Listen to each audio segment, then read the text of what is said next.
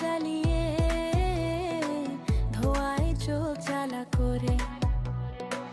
আগুন জ্বলে না ভালো, হাওয়ায় নিভে যায় ঘন ঘন।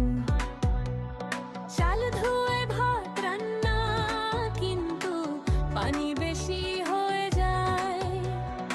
আরে কি হলো বলে হাসি, রান্না হয়ে গেল ভাতার। ও মাটির চুলা